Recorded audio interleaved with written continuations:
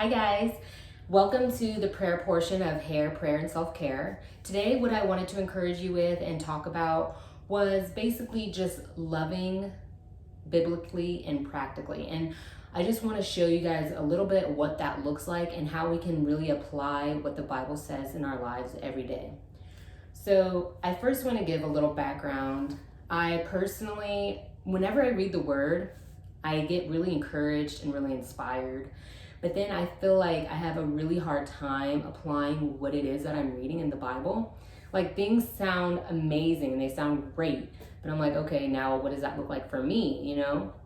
So I just ask God, like give me some insight, give me clarity, because I really want to live out your word, but I honestly don't know how. It's like the word tells us like things that are great, but sometimes it's really hard to live it out because we don't know what that looks like in this day and age. So what has helped me is God has helped me figure out a way to really love people. And I'm not gonna say I'm the best at it, but I'm working on it. So what I want to talk about today is in 1 Corinthians 13, where it actually talks about love and things like that. So first I'm gonna read it. If you have your Bible, you can bring it out and read too. Or if not, I can just read it. So 1 Corinthians 13 talks about love. So I'm going to read it out loud and then I'm going to explain and try to encourage you in ways that can help you love others as well. So the way of love. If I speak in the tongues of men and of angels, but have not love, I am a noisy gong or a clanging cymbal. And if I have the prophetic powers and understand all the mysteries and all the knowledge, and if I have all faith, so as to remove mountains, but have not love, I am nothing. If I give away all I have, and I deliver up my body to be burned, but have not love, I gain nothing. So now this is where it goes into describing what love is and what love is not. So love is patient and kind. Love does not envy or boast. It is not arrogant or rude. It does not insist on its own way. It is not irritable or resentful. It does not rejoice at wrongdoing, but rejoices with the truth. Love bears all things, believes all things, hopes all things, endures all things. So that's really what I wanted to focus on, but I want to continue reading it just to give you a little bit of more insight about how important love really is. Love never ends. As for prophecies, they will pass away. As for tongues, they will cease. As for knowledge, it will pass away. For we know in part, and we prophesy in part. But when the perfect comes, the partial will pass away. When I was a child, I spoke like a child. I thought like a child. I reasoned like a child. When I became a man, I gave up childish ways. For now we see in a mirror dimly, but then face to face. Now I know in part, then I shall know fully, even as I have been fully known. So now, faith, hope, and love abide, these three, but the greatest of these is love. So that right there shows you that love is really important. At the end of the day, God really wants us just to love him and to love others, because through love, that's how we really grow. That's really how we learn. That's how we, are really becoming fulfilled, is when we put others before us. So it's like choosing to love instead of trying to give into our own ways is really a hard thing to do sometimes, but it's possible with God, and it's really what God asks us to do. So what I wanted to do was just go through all of those things that love is and love is not, and just explain how to practically live those out. So for me, I am a mother, I'm a wife, I am a daughter, I'm a sister. I have many different roles and responsibilities. And sometimes I feel like it's hard for me to live out the word, but it shouldn't be that way, So I have to think, okay, what is my life looking like? What is it that I do every single day? That's going to help me figure out how can I apply the word. So for example, I'm a mom. I know I have to, hang out with my kids all day, feed them food, be patient with them, hang out and, teach them and things like that, have fun with them, try to stimulate their mind, things like that. And then for my husband, I have a different set of, not rules, but a different set of responsibilities that I have with being a wife. Like for me, it's important that I cook for my husband. I have to make sure that things are clean. I need to make sure that, we're always communicating, that we're always, emotionally and physically connected. So there's different responsibilities that I have being a wife and a mom, and then as well as being a daughter and a sister. And there's many different roles that I have. And throughout the day, there are many different things that I can do to show love to my children, to my husband, to my parents, to my siblings, that I can't show to like them individually, but because everyone loves and receives love in a different way. So each person requires something different. So for example, patient. Patience is the very first one on there, and I think there is a reason for it, because patience is hard. It's like something that we can for sure work on, but I feel like we can work on that for the rest of our lives. Patience is hard, I'm not gonna lie, and I think really that's the reason why it's the first one on that list, is because that's something that we really need to work on. When we feel like people aren't being patient with us, it doesn't really make us feel loved, does it? It doesn't make us feel like, oh, this person really is desiring me right now. Oh, this person really wants to hang out with me. No, if people are not patient with you, it makes you feel not good, and not good is not love. So, that's something that we can work on. So for example, what that looks like in my life, practically, being patient. I have 2 children. Maybe I shouldn't, easily get irritated with them. I need to be patient. I need to understand things. I need to understand what's going on in their mind, So what comes with that patience is me looking up, hey, my kid is 2. What should I be expecting from him? What are things that he knows? What are things that he doesn't know? If he has a tantrum, how should I deal with that? It's like researching is really helpful so you can understand a little bit more. And the more you understand, the more patient you can be. Even with my husband, sometimes I want things my way, and I know I'm not the only one who insists on their own way. I want things my way, and so does my husband. And when we can butt heads that way, I can tend to be impatient and get irritating and irritate him in the process. And that's really not love. That's not of God.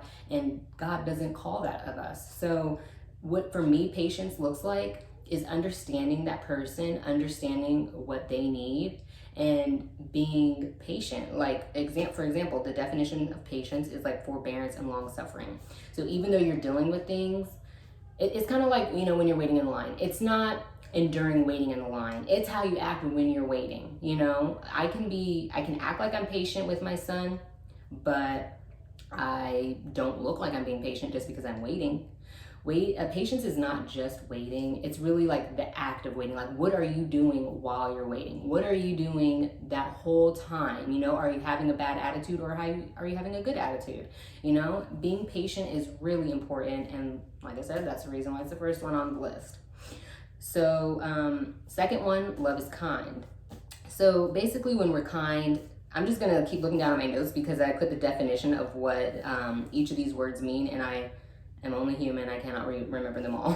So kind means act benevolently and show oneself useful. That one seems pretty straightforward. How can you show yourself useful to someone? So for example, I have a husband. I can show myself useful by cooking for him, or, doing something for him. That, it could be anything, and that is kind when you're putting someone before yourself. And it's not that you have to put someone in front of yourself all the time, but there's times if it's in your power and you're willing to do it, that's love, and that's what God asks of us. So just act benevolently. Basically, act good, act in a good way towards people. Don't be mean, be kind, there's, even the littlest things God sees, it doesn't have to be a huge display of, doing something kind. Even if you do it for your husband, that's love. Even if you do it for your kid, that's love. Giving him a popsicle, that's kind. He'll be so happy, that is love right there. For the next one, now it goes into what love is not. There's a lot of things that we do in life that are not what God calls us to do. They're not loving, they're not kind. So the first one, it says love does not envy. So we kind of all know what envy means, but for the definition it says, so it's not jealous. It doesn't desire someone else's things. It doesn't covet. So for me, I feel like that's a hard one for me. I do tend to get jealous. I do desire things that I don't have. And, so one way that I decided that I would, stop that that way I could show love and be a loving person, is to get rid of things in my life that make me want to be jealous of things and make me covet things and make me desire things that I don't have. So for example, I deleted my Instagram because that was a huge thing for me. I was on there, every day, comparing myself to others and wanting what they have, especially when it comes to a mom.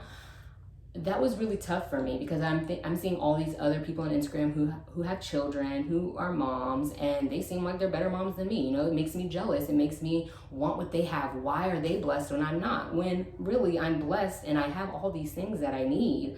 But when I am envious of other things, it makes me not want to love the other person, which I noticed was a really big issue in my life. So I was like, you know what? It's not worth it. Even though Instagram is so popular and everyone's on it, it's not worth my sanity. It's not worth me being jealous, and it's not worth me desiring things that I don't have when I already have everything I need. My family is enough, and I shouldn't have Instagram or any other sort of type of social media or anything else out there telling me otherwise. So I got rid of that. That makes me so much better. I can spend more time on my family. I don't worry about things I don't have anymore. And because I don't worry, I can love more. It's like once something negative leaves your life, you can enter with something positive.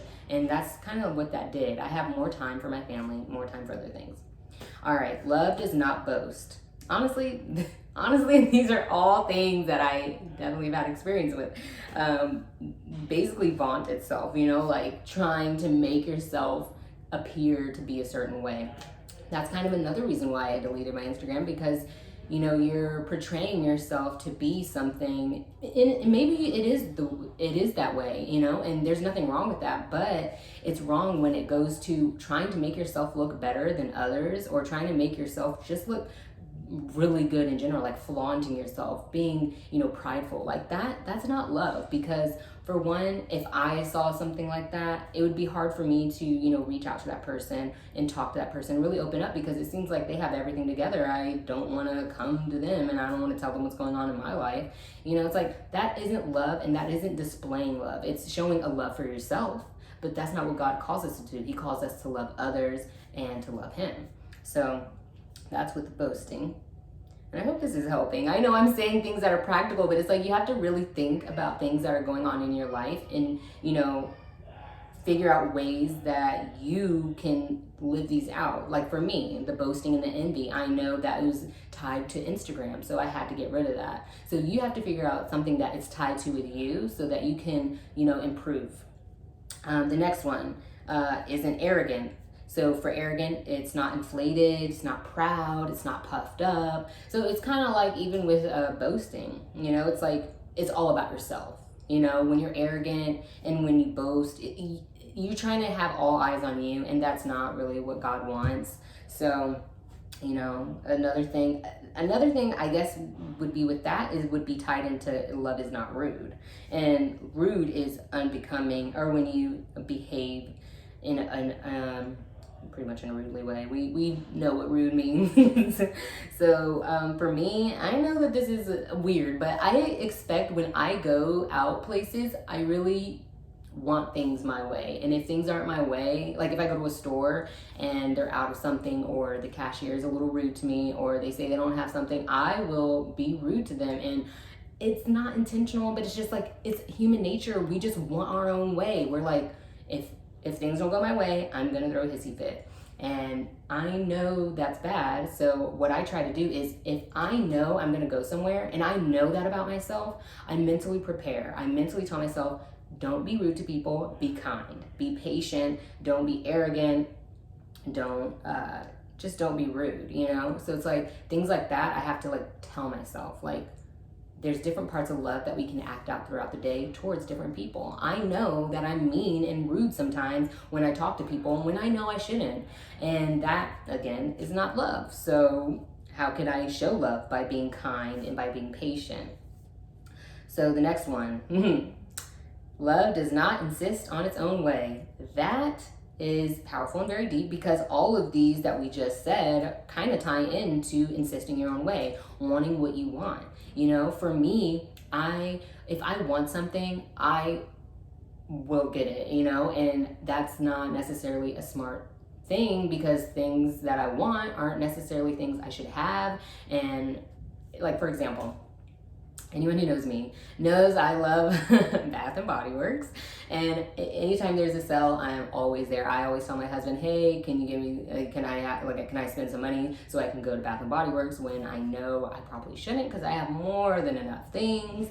But if my husband says, no, don't buy it, you already have enough, I will get so irritated. I will, get rude, and I will insist on my own way. I'm like, come on, I like this. But that is not love, insisting on your own way, especially when, for me, sometimes I can be spontaneous and I want to do something now. And I'm like, oh, it came to my head. Okay, I have to do it now because it's in my head and I really can't get it out of my head. I have to do it. That's insisting on your own way, when my husband's like, no, let's just do it tomorrow. I'm like, no, I'm thinking of it now. I want to do it now. Like, no, just because I'm thinking of it now doesn't mean I have to do it now. And that's another thing of like insisting on your own way. That's not love, because it's really conflicting, It can really cause tension, and that's what it really does. And I don't want to do that. So sometimes if I notice that happen with me and my husband, I'm like, okay, look, I'm insisting on my own way. It hurts so bad to admit, okay, you know what, fine, I'm not gonna insist on my own way. Like, it really brings you down a couple notches, like giving in to the truth, and, giving into, things that you know that you're a little bit more intense about. So like I said, I like doing things when I think of it. That's not necessarily the best idea. Sometimes it could be, but if it have to do with my husband and my kids, and my husband's like, no, don't do it, it's not a good idea, I'm not gonna insist on my own way, because one, I have to submit to my husband, and two, it probably wasn't a good idea. So I'm just not gonna do it. It's gonna hurt admitting that, but it's showing love, dissension is not love. God doesn't want us to be in conflict with one another, and insisting on your own way really can cause conflict. So I'm not going to say I do that all the time, but when I am aware of what I'm doing and aware of what's going on, I immediately, try to tell myself, like, okay, I should not insist on my own way. That's not love. God help me, because I can't do it on my own. In fact, I don't even want to do it, but I know I'm called to do it, so help me do it. All right, next one. Love isn't irritable. So for the definition, it isn't easily provoked. That is a hard one too, because I feel like with kids, I feel like I can really get easily irritated when they throw tantrums, or when they want something, or when they both want something at the same time, and I'm like, I'm only one person. And when I'm irritated, I tend to snap, and I get snippy, and I sometimes yell at my kids, and that makes me feel horrible, because one, I didn't love on them, I didn't show them love, and two, I'm like being mean, like to my own children, and that's not right. That's rude, so I don't want to easily be irritated. So if I know that my kid is going through something, I'll tell myself, okay, look, he's having a tantrum. Just calm down. Don't be irritated. Because if you get irritated, because I know myself, if you get irritated, you're going to be mean to them. You're going to snap, and it's not going to be nice, So for me, that's the example that I have. I have to tell myself, don't get easily irritated, like they're just kids, they're children, you can't expect of them to be grown adults, because they're not, so it's like getting things like that through my head makes me be like, okay, I don't need to be irritable, because they're my children. I need to be patient. So that really helps. And then it isn't resentful, so it thinks no evil. I feel like in the past, I was the type of person where if someone had something I wanted, I would get, or not necessarily something that I wanted, but if they were really well off, I would, be like, oh, well, I hope, their relationship doesn't last, or I hope, they don't get, I'm just making this stuff up because I can't even remember. I don't even know. Like, I hope they don't get into the school, I hope they don't get their job, stuff like that. If I see someone's doing really well, then those are the thoughts that I would have. And it's not good to admit, but I'm going to be honest here. I did have thoughts like that. And that's being resentful, like thinking, like wishing evil on people, or like hoping evil things would happen to someone is not love, you know? And every time I would have those thoughts, it really like took a toll on me. Like, I'm like, I can't believe that I think this, you know? It's not like I really want those things to happen, but it's like things like that can just really creep up in your mind. And if you entertain it, it will continue to spread. You'll continue to think it more, and it just gets worse. So anytime I think that, anytime I'm like, oh, well, I hope this person doesn't get that job. Like I become aware that I'm thinking that, and I tell myself, no. I'm like, so then I start praying over that person. I'm like, Lord, I pray that they get the job, and I pray that they get so much money. I pray, you know, even blessings over their family, blessings over their friends, blessings over their whole life, you know, because it's like when you think of stuff, like those things are powerful, you know. It's like you don't want to wish anyone well. If anything, you want to wish them way, way well and above and beyond what you even can think of, you know. It's like that is love when you are not evil and you don't think evil thoughts towards people, you know. So honestly, thinking evil could be even more than that, but for me in my life, that's an example that I have. All right, so the next one, doesn't rejoice at wrongdoings, but rejoices with the truth. So when it comes to doesn't rejoice at wrongdoings, you don't rejoice at things that are wrong and things that are unjust. So we shouldn't be happy and, you know, exclaiming to the world about how proud we are of things that are wrong and unjust. That is not love, because at the end of the day, you are like favoring things that are wrong, and that's not good, because then you're gonna, if you have like influence over people, they're gonna think that it's okay for you, for themselves to think that the other things are okay when they're not.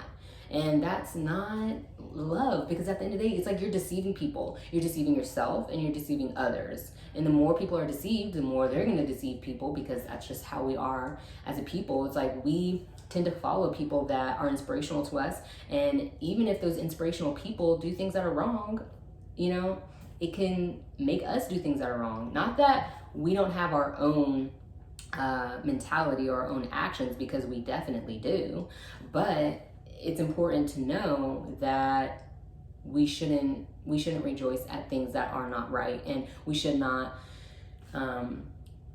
basically we should just not say things are good when they're not. If something is good, it's good. If something is bad, it's bad. We can't say something is bad when it's really good, and we can't say something is really good when it's really bad. God will judge us for that, and God does not like that. It's deceiving. It's deceiving ourselves down the line, even more so, and it's deceiving others, and that's not love. So love bears all things. Now this one's really important to me. I feel like I've been saying about all of them, but this one's really important because bears all things really means, it's kind of like patience, but cover with silence. So for me, like for Noah and his family, when after the flood, his one of his sons saw him naked. And then he told his other, like he was passed out naked from drinking, and he told his other brothers, he's like, hey, look, dad's over there, he's drunk and naked, come look at him, you know, kind of like, it's embarrassing, you know, and you wouldn't want your child to do that to you. So what the brothers did was they were like, no, you know, we're not going to do that. We're not going to do that. So they went in backwards, covered their father with like a blanket or something, and you know, just to give their father some respect and to not do that. And for me, that speaks a lot in different ways, you know, cover in silence. So for me, if someone does me wrong and, you know, I'm like, okay, you know, I'm gonna tell my husband, or I'm gonna tell someone, no, what you should do is cover that person in silence. You shouldn't let people know, you know, things that are bad about other people. You know, that's not showing love to the people that you're talking to, but especially the people that you're talking about. So if someone did something wrong to me, you know, I'm not gonna say anything if it doesn't have to do with anyone else, you know, especially if it's not like that important and it's not gonna affect anything. You need to cover people in silence, and don't talk about things like that. You know, really give that person respect, allow other people to respect that person. Just don't be, you know, that's not bearing all things. That's a really important one, because it's kind of just like loyalty, really, just being loyal. It believes all things. So for this, trust and have faith in. So put trust in. That's something that we can do with, you know, our family, with our spouses. we really need to put our faith in and trust people. That is showing love. If you don't trust someone, they're going to know that, and they're not going to feel like you completely love them because you can't completely trust them. So trust is important. And I wouldn't say you can trust everybody, but you should know, like for me, for example, I have my husband. I married him because of many different reasons. I wouldn't marry him if I didn't trust him. So since that implies that I trust him, I shouldn't do things that show that I don't trust him. You know, like I shouldn't say, oh, I trust you, but then don't trust him with certain things. You know, it's like, trust in this person, believe in this person, you know, that is showing love. And yeah, they may mess up, but that's life. You're gonna mess up too. We're only human, you know? So show, just believe in things, you know, put your faith and trust in people, especially the people that are really important and close to you. And, you know, we all have discernment. We know who we can and we cannot trust. So, you know, use that when, you know, deciding who you want to talk to and things like that. And then another one, hopes all things. So that's to expect and to confide. We should expect and hope the best for the people that we love and for ourselves. You know, it's good to have hope, because when people feel like that you have good hopes for them, you know, that really makes people feel good. They're like, wow, like you really see good things in me. Like you really are trying to bring out something good inside of me. And I really appreciate that. And then, so endures all things. So perseverance, endure. So you're not going to give up because it gets hard. You're not going to give up because you messed up or because they messed up. You are going to endure it all. You know, like there's certain things that, you know, of course we shouldn't allow in our lives. But for the most part, you know, we're only human. And we make mistakes, but you know, God still calls us to love, and love means enduring all things. You know, stick with that person that you're with, stick with your children, no matter what. You know, it's like these things seem like easy things, but for some people they're not, because clearly it's written, you know, endure all things, because that is an act of love. Enduring, lasting out, perseverance, enduring, like that is important, and that is showing love, because it shows a lot of dedication, a lot of character, a lot of integrity. All right, last one. I only wanted this to be 10 minutes, but I'm sorry. Hopefully, if you're watching it, I hope you continue to watch. All right, last one. Never ends. Love never ends. So it never loses. It's not inefficient. It never falls away. So no matter what, all of these things we should never stop doing. There should never be a time where we stop acting in love. Yeah, it might be hard for us to not be rude or to not be envious, but as long as we're, you know, trying to be patient, as long as we're trying to rejoice with the truth, you know, as long as we're trying to show love and we really are showing love, then that's okay. It's going to be impossible for us to do all of these things every single day. So for me, what I do is, you know, I say, okay, you know what?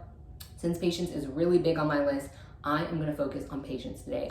That's all I'm going to worry about. Only patience. I'm not going to be worrying about 10 different other things, because that's overwhelming. It's too much. And it's just, frankly, too hard, you know? So I'll just say, today I'll work on patience. Tomorrow I'll work on kindness. The other day I'll work on not being envious. And then the more you get down, you know, being patient, then you can add something else on, you know? Or if something is easy, say, okay, you know what? You know, patience is easy for me. That's easy. So let me add on kindness as well. So I'm going to be patient and kind all day today. You know, so it's things like that.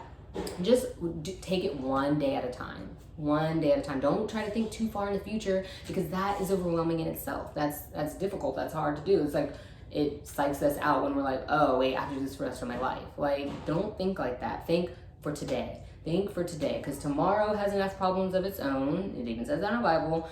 Even today has enough problems of its own, you know? So I'm just gonna focus on today. And if today is too hard, think of this hour, this morning, the afternoon, the evening. Like, you know, don't be too hard on yourself, because if you're too hard on yourself, you're just going to fall away. It's going to be too hard. You're not going to want to do it. It's not going to encourage you.